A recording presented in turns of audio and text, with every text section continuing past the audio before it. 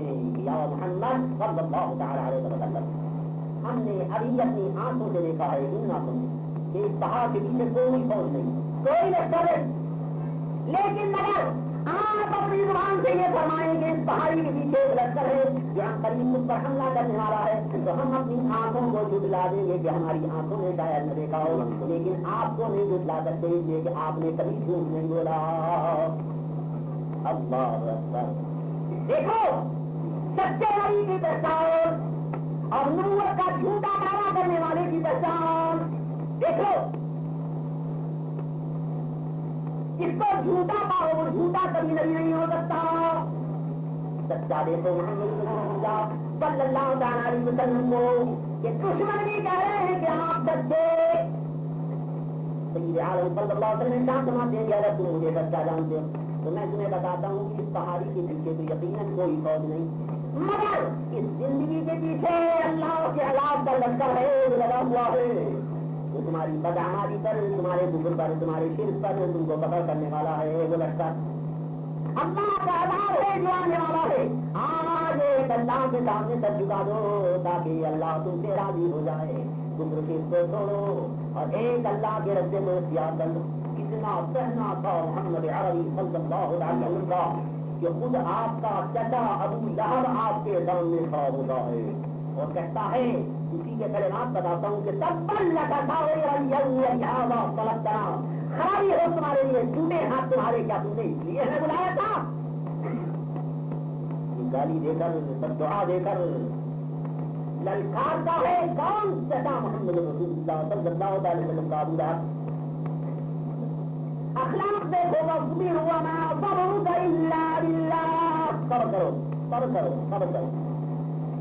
دیکھو دیکھو صبر کی شان، محمد رسول اللہ صلی اللہ علیہ وسلم کوئی جواب نہیں دیتے، کوئی جواب نہیں دیتے، وہی اللہ کی طرف سے آتی ہے، اللہ جواب دیتا ہے کہ تبت یدا ابی لہب وتب ما اغنی عنہ مالہ وما کسب،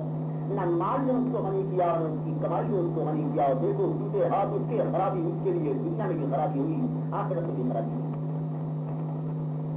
جواب کس نے دیا؟ رب العالمین کا لگنا ہوا ہمارا نے جواب دیا، اور اپنے پیارے محبوب کو ارشاد فرماتا ہے کہ واللہ یعصمک من الناس، اللہ تعالیٰ آدمیوں سے آپ کی حفاظت فرمائے گا۔ دشمنی بڑھتی ہے اور کیسی بڑھتی ہے، مقابلے میں آتے ہیں اور کس طرح بھی آتے ہیں کہ رستے میں کانٹے بھی کھائے جاتے ہیں محمد عربی، حرم میں نماز پڑھنے کے لیے آتے ہیں تو اونٹ کا اوٹ لا کر ان کے کانٹوں پر ڈال دیا جاتا ہے، بارش کے میدان میں جاتے ہیں تو پتھر مارے جاتے ہیں، لیکن ان تمام چیزوں کے باوجود، ان تمام تقاریر کے باوجود مالک یہاں کا یہ ارشاد ہے محمد رسول اللہ صلی اللہ علیہ وسلم کے لیے ادعو الی سبیل ربک بالحکمۃ والموعظۃ الحسنہ، اللہ کے راستے کی طرف بلائیے آپ دانائی کے ساتھ، رسی نصیحت کے ساتھ، تیز پارا جیسا کر دے ظاہری نے آقا عالم محمد رسول اللہ صلی اللہ علیہ وسلم نے کیا کیا ہو، بلایا اللہ کے راستے کی طرف، اور کس طرح بلایا ہو، اب بلانے کا طریقہ بھی سمجھا دوں، حکمت اور دانائی کے ساتھ دلیل عقلی کو دیتے ہوئے سمجھایا، جنہوں نے بٹھایا اور مثالیں دے کر سمجھایا، اور کس کو سمجھایا؟ سب سے پہلے مالک عالم ارشاد فرماتا ہے کہ وَأْمُرْ أَهْلَكَ بِالصَّلَاةِ، یا رسول اللہ اپنے گھر والوں کو نماز کا حکم دیجیے۔ کیا آپ پر ایمان لانے والی سب سے پہلے تو حضرت سیدہ خدیجہ الکبریٰ رضی اللہ تعالیٰ عنہا جو آپ کی پیاری بیوی ہیں، پہلے انہیں کو مسلمان بنایا محمد رسول اللہ نے۔ دیکھتے گا نا، ترتیب بتا رہا ہوں، طریقہ بتا رہا ہوں، ترتیب سب سے پہلے ان کو ایمان کی دعوت دی۔ حضرت علی مطلع کرم اللہ تعالیٰ وجہ کریم آپ کے جدالات بھائی بچپن سے آپ کے ساتھ ہی رہے، آپ کے ساتھ ہی رہتے تھے، وہ ایمان لاتے۔ دوستوں میں آپ کے پیارے دوست حضرت ابوبکر صدیق، سب سے پہلے انہیں کو دعوت دی جاتی، جوانوں میں جو پہلے مسلمان ہوئے وہ صدیق، بچوں میں جو پہلے مسلمان ہوئے وہ علی، عورتوں میں جو پہلے مسلمان ہوئی وہ خدیجہ۔ اب احکام الہی کو دیکھو، رب العالمین کے لگا ہوا منالوں کا حکم پہنچتا ہے رسول صلی اللہ علیہ وسلم کو کہ وَأْمُرْ أَهْلَكَ بِالصَّلَاةِ، یا رسول پڑھنے کا حکم دیجیے. میرے عزیزوں تم بھی سوچ لو کہ تمہیں بھی پہلا حکم یہی مل رہا ہے کہ وَأْمُرْ أَهْلَكَ بِالصَّلَاةِ. خود بھی نماز پڑھو, اپنی بیویوں کو نماز پڑھو. فَلَا تَقُوا أَنفُسَكُمْ وَأَهْلِيكُمْ نَارًا. اپنے آپ کو بھی جہنم کی آگ سے بچاؤ اور اپنے گھر والوں کو بھی جہنم کی آگ سے بچاؤ. آج تمہارا کام فقط یہی نہیں ہے کہ تم نماز پڑھ لو, بلکہ تمہارا کام یہی ہے, یہ بھی ہے کہ تم اپنی بیویوں کو نماز پڑھاؤ. تمہارا کام صرف یہی نہیں ہے کہ تم خود برائیوں سے بچو, بلکہ تمہارا پہلا کام یہ ہے کہ تم اپنی بیویوں کو برائی سے بچاؤ, اپنی اولاد کو برائی سے بچاؤ. ان کو امر بالمعروف کرو, نہیں یعنی منکر کرو. جن چیزوں سے اللہ نے منع کیا ہے ان سے روکو, جن چیزوں کا اللہ نے حکم دیا ہے ان کی طرف بلاؤ. سبیل ربک بالحکمۃ والموعظۃ الحسنہ. سن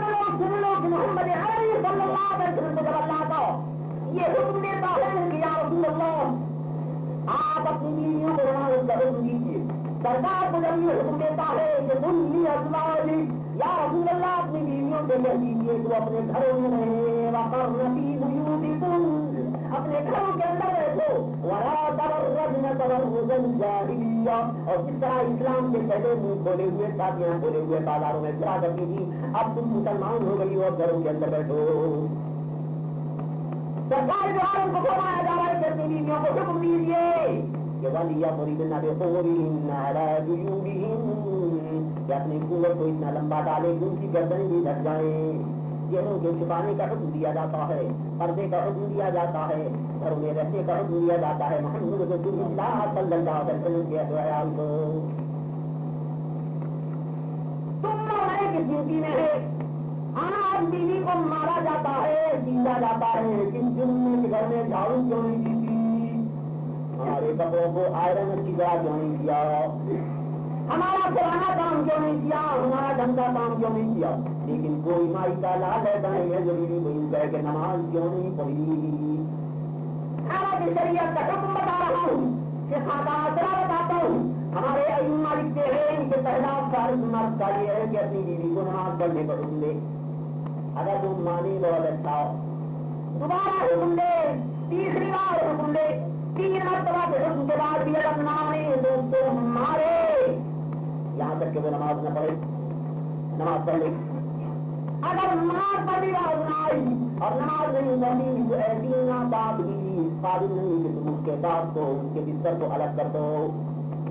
اس پر بھی باز نہ آئے تو علماء فرماتے ہیں کہ ایسی چیز قابل نہیں ہے کہ تم اس کو اپنے گھر میں رکھو, اس کو طلاق دے دو. اللہ کی نازکری بھی اس پر نہیں ہے تو اس کو گھر میں رکھا جائے. لیکن بات بات پر دنیا کی طلاقیں دی جاتی ہیں, لیکن کوئی ہماری طلاق یہ کہے گا کہ میں نے اپنی بیوی کو اس لیے طلاق دی کہ اس نے نماز میں میرا کہنا نہیں مانا, پوری نہیں پڑھتے, بیگم صاحب کیا پڑھے گی, وہ تو لاکھ رہے. میرے پاس تو عورتیں یہ شکایت کرتی ہوئی آئی ہے کہ شوہر ہمارا ہمیں نماز نہیں پڑھنے دیتا, یوں کہتا ہے ہماری خدمت کیے جاؤ. ابھی ٹاؤن کے اندر ایک عورت میرے پاس آئی, اس نے کہا کہ 18 برس میں میرے شوہر نے مجھ سے نکاح کیا ہے اور مجھے یہ کہا کہ میں تمہیں مسلمان بناتا ہوں, مجھے مسلمان بنایا, لیکن آج تک مجھے نماز پڑھنا سکھایا بھی نہیں. اور اگر میں کبھی نماز پڑھنا سیکھنے کے لیے کسی دوسری بہن کے پاس جاتی ہوں اور اس سے کہتی ہوں کہ مجھے نماز سکھا دے تو میرے اوپر ڈنڈا لے کر کھڑا ہو جاتا ہے کہ خدا سے کیوں ایسے بہن کے کام کرنا تیرا کام تھا, خدا میں کروں گا چیزیں بیٹھی. کون صاحب ہیں ہمارے دوست بمبئی کے رہنے والے ایک بزرگ تھے, نام تو نہیں گا, لیکن یہ بتا دوں کہ کیسے پکے مسلمان باپ دادا نگر دادا سے مسلمان چلے آ رہے ہیں. عرب خون اپنی رگوں کے اندر بتاتے ہیں یہ دو بزرگ, جن کی بیوی نے اس سے شکایت کیا کرنے کا, 7 بچوں کی ماں, 18 برسوں کی نکاح میں, اور نماز پڑھنا نہیں سکھایا.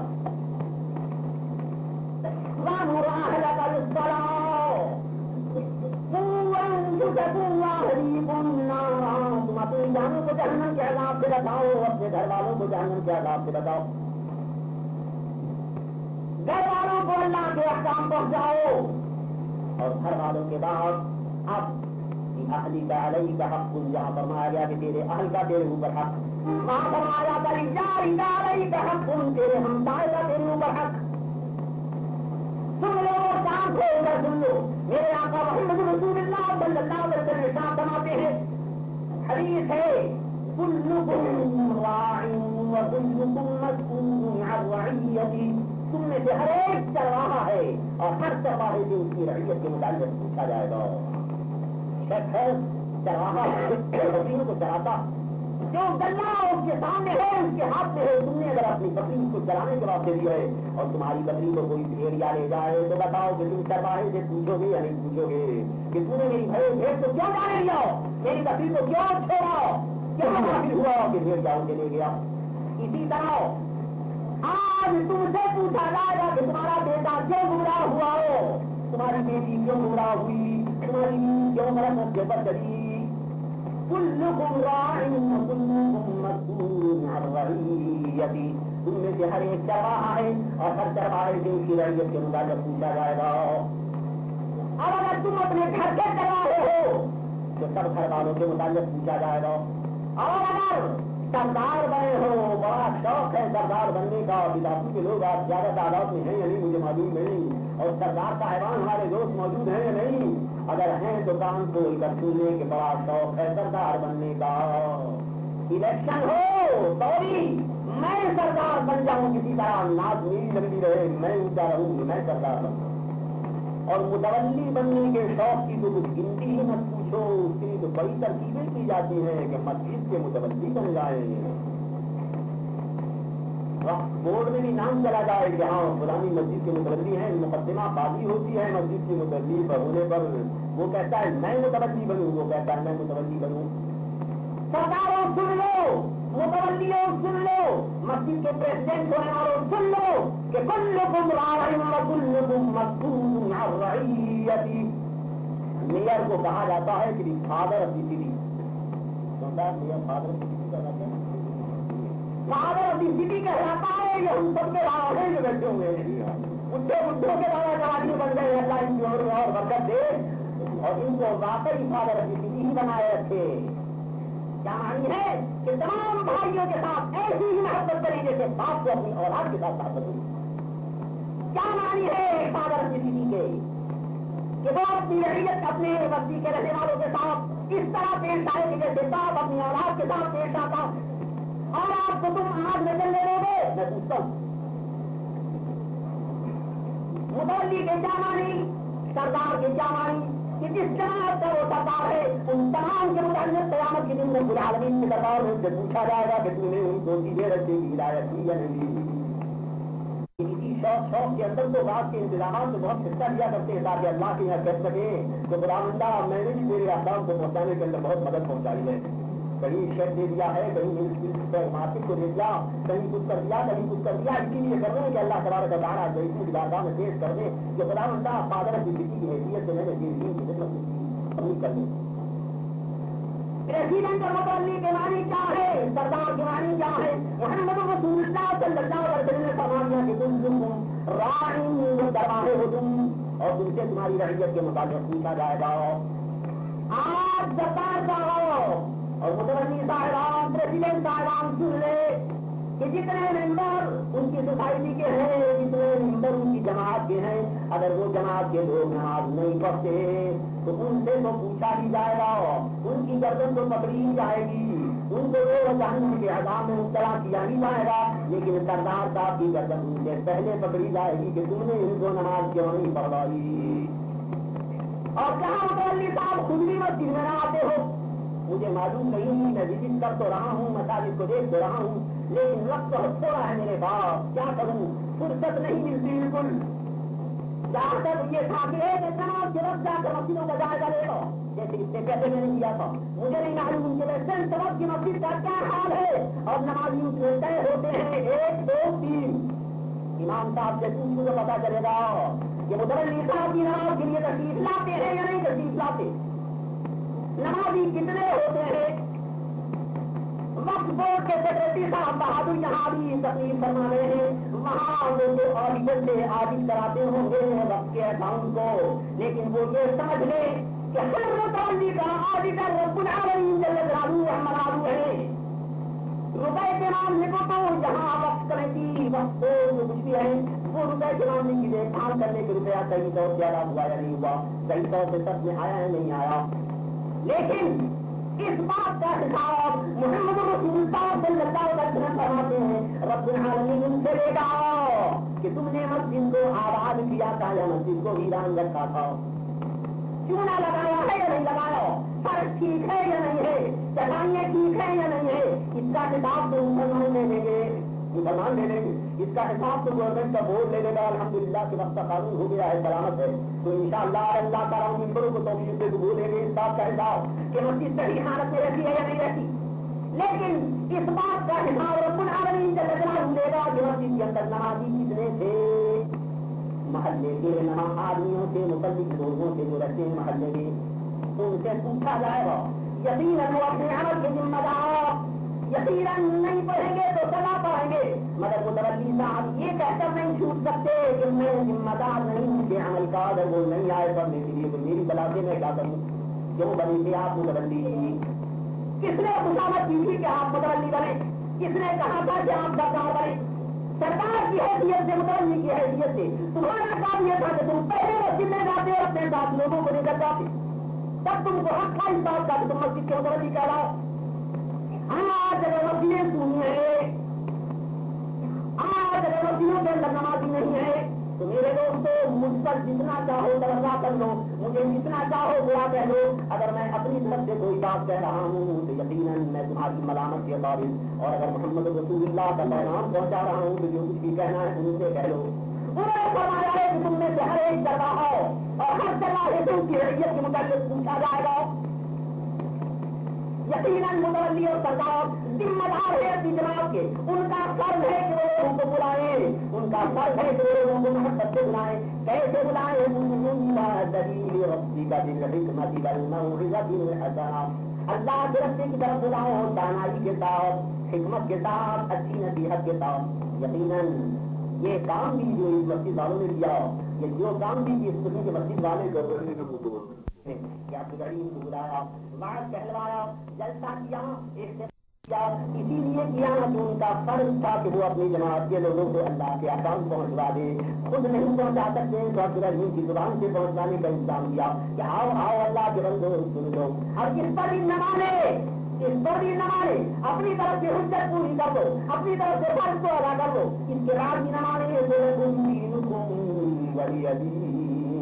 یہاں فرمایا جاتا ہے جہاں رسول اکرم صلی اللہ علیہ وسلم تو یا رسول اللہ آپ اپنے پیارے دل کو غمگین نہ بنائیے، غمگین نہ بنائیے، آپ رنجیدہ نہ ہوئیے، جب یہ لوگ آپ کا کہنا نہیں مانتے، آپ کے کہنے کے مطابق اس سے نہیں کرتے تو آپ غمگین نہ ہوئیے، لگتا ہے تمہیں ٹھیکہ دار نہیں ہو، کام چاہے ہمارا کہ تم بلاؤ، حکمت کے ساتھ بلاؤ، دانائی کے ساتھ بلاؤ، خود اپنا نمونہ دکھاؤ، خود آباد کرنے کی کوشش کرو، خود برائیوں سے بچو، خود نیک اعمال کو کرو تاکہ تم کو دیکھ کر دوسرے ہی تمہاری تقلید کریں۔ چاہے ہمارا کہ تم بلاؤ، حکمت کے ساتھ بلاؤ، دانائی کے ساتھ بلاؤ، خود اپنا نمونہ دکھاؤ، خود آباد کرنے کی کوشش کرو، خود برائیوں سے بچو، خود نیک اعمال کو کرو تاکہ تم کو دیکھ کر دوسرے ہی تمہاری تقلید کریں۔ اگر ایسا کرو گے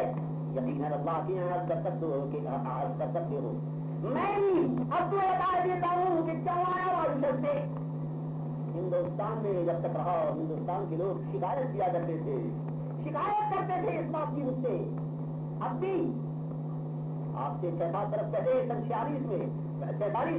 جب میں گیا ہوں میرٹ کے لوگ بڑی فریاد کرنے لگے، جلسہ ہوا بڑا زبردست اور وہاں کئی عالموں نے اور کئی لیڈروں نے تقریریں کی کہ ہم پروٹیسٹ کرتے ہیں، ان کا پروٹیسٹ تھا میرے مقابلے میں، پروٹیسٹ احتجاج کیا احتجاج تھا، ایک سال تو بوڑھے سے رجسٹر تھے ہمارے شہر کے بڑے لیڈروں نے چلے، وہ کھڑے ہوئے اور کہنے لگے کہ میں پروٹیسٹ کرتا ہوں مسلمان کمیونٹی کی طرف سے نہیں بلکہ ساری کمیونٹیز کی طرف سے جو میرے اندر کرتی عبد العلیم کے کام پر میں گھبرایا کہ یا اللہ کیا حکم بتائی، کیا قصور ہوا، کیا خطا ہوئی اس کو۔ پروٹیسٹ جو انہوں نے کیا ہے بڑے لطیف انداز میں کیا کہ ہمارا میرٹھ اور ہماری میرٹھ کی پاپولیشن یہ کہتی ہے کہ ہم نے عبد العلیم کو پالا، ہم نے عبد العلیم کو پڑھایا، ہم نے عبد العلیم کو لکھایا، ہم نے عبد العلیم کی تعلیم کو دیکھا، سب پبلک کہہ رہی پبلک کی طرف سے فرما رہے ہیں، یہاں پلے، یہاں بڑھے، یہاں رہے، یہاں سب کچھ قابلیت حاصل کی، اور اب آپ میرٹ میں رہتے نہیں، میرٹ والوں کی آپ کوئی خدمت نہیں کرتے، اور آپ جاتے کبھی ماریشس اور کبھی میڈغاسکر اور کبھی یونین اور کبھی لندن اور کبھی پیرس، کہاں نہیں ہوتے اس کے ہم پروٹیسٹ کرتے ہیں، ہمارا حق آپ کے اوپر. ابھی پچھلے دنوں کراچی گیا تھا میں، جب امریکہ کے سفر سے واپس آیا، آرام باغ کے اندر ہزاروں آدمیوں کا متنا تھا، تقریباً 25-26 ہزار آدمی تھا اس جلسے میں. وہاں مولانا عبدالحمید صاحب نے اور سب لوگوں کی طرف سے وکیل بن کر فرمایا کہ ہم احتجاج کرتے ہیں عبدالعزیز سے اور کہتے ہیں کہ آپ دنیا میں ڈھونڈتے ہیں لیکن پاکستان میں کیا قصور کیا کہ آپ کیا نہیں رہتے. تو میں نے وہاں بھی انہیں جواب دے دیا سب کو کہ میرے دوستوں، خدا کا شکر ہے ہندوستان میں اور پاکستان کے اندر علماء کی تعداد بہت بڑی تعداد موجود ہے، بہت بڑی تعداد موجود ہے. اس تعداد میں سے ایک دو کو بھی اتنی ہمت نہیں ہوتی کہ وہ ان دور پڑے ہوئے مسلمانوں کی خبر لے لیں کہ جن کے کانوں میں سینکڑوں برس سے خدا کی آواز نہیں پہنچی، 100 برس کے قریب گزر گئے ہیں. ایک سے نظام ساؤتھ امریکہ کے اندر مسلمانوں کو گئے ہوئے ہندوستان کے جاوا کے کہاں کوئی ایک عالم وہاں نہیں پہنچا. اور اس پورے عرصے کے اندر پہلی آواز تھی عبدالعلیم صدیقی کی جو سن 1950 کے اندر وہاں ہوتی. میں ان سے کیا کرتا ہوں کہ ڈسٹریبیوشن آف لیبر ہے، کام کی تقسیم ہے، میں نے ہندوستان اور پاکستان کو دوسرے علماء کے لیے چھوڑ دیا ہے. اور جن ملکوں میں جانے کی ان میں ہمت نہیں ہوتی ہے ان ملکوں کی مصیبتیں اٹھانے کے لیے میں تیار ہوں کہ اگر مجھے بریانی نہ ملے، مرغن شوربہ نہ ملے، پرواہ نہیں، انگریزی زبان میں کوئی سمجھنا چاہے تو میں سمجھاؤں. ان ملکوں میں جاتا ہوں جہاں اردو زبان کے سمجھنے والے بھی نہیں ملتے، جہاں سینکڑوں برس سے کوئی خدا کا منادی نہیں پہنچا. یہی تمہارے قریب لگے گا کا جزیرہ ہے، اس سے ملا ہوا چھوٹا جزیرہ قمریا ہے. قمریا کے پورے جزیرے کے اندر کیرولائن اس کو کہتے ہیں انگریزی میں، اس میں سب مسلمان ناباؤ، لیکن میڈغاسکر کے اصل رہنے والوں میں وہاں کے اصلی انہیریٹنس کے اندر جو اصل میں مسلمان تھے ایک آدمی اس وقت ایسا نظر نہیں آتا ہو تو یوں کہتے ہیں کہ ہاں اسلام کسے کہتے ہیں. یہ ہمارے بڑے بڑے بیماری صاحبان بھی وہاں گئے اور جا کر اپنی بڑے بڑے آفس کھول دیے، دکانیں لگی ہوئی ہیں، اپنے لیے مسجد بنا لی، لیکن اس کے واسطے وہاں کے لیے کوئی ترویج کا انتظام نہیں کیا گیا. یہاں بھی یہاں ترویج کے لیے آپ نے انتظام کیا. کلکم راع وکلکم مسئول عن رعیتہ، تم میں سے ہر ایک چرواہا ہے اور ہر چرواہے سے اس کی رعیت کے متعلق پوچھا جائے گا. میرے دوستوں، تم میں سے ہر ایک چرواہا ہے، ہر مسلمان سے دریافت کیا جائے گا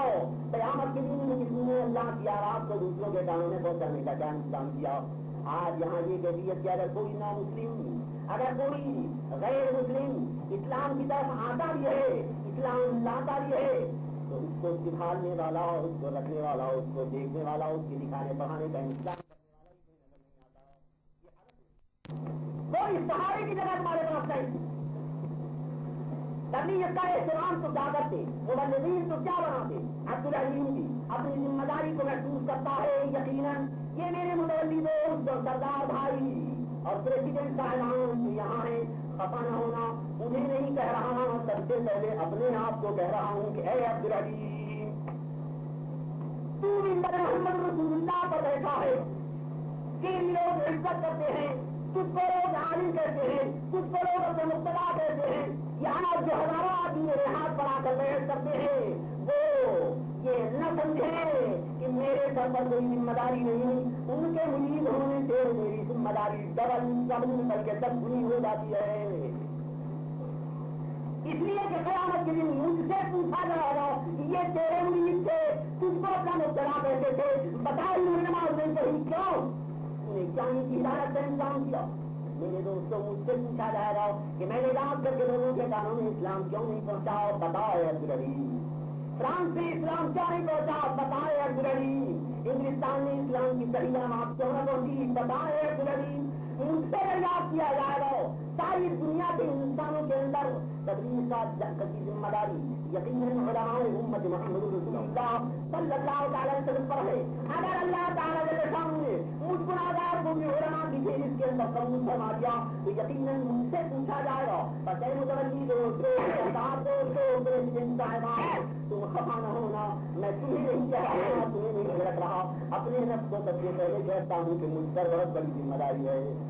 اور یہ وہی ذمہ داری ہے جو مجھے راتوں کو سونے نہیں دیتی، یہ وہی ذمہ داری ہے جو مجھے پیٹ بھر کر کھانے نہیں دیتی، یہ وہی ذمہ داری ہے جو مجھے آرام نہیں دیتی. آج لوگ مجھ پر ناراض ہو جاتے ہیں, خفا ہو جاتے ہیں کہ ہمارا راز کیوں نہیں منظور کیا,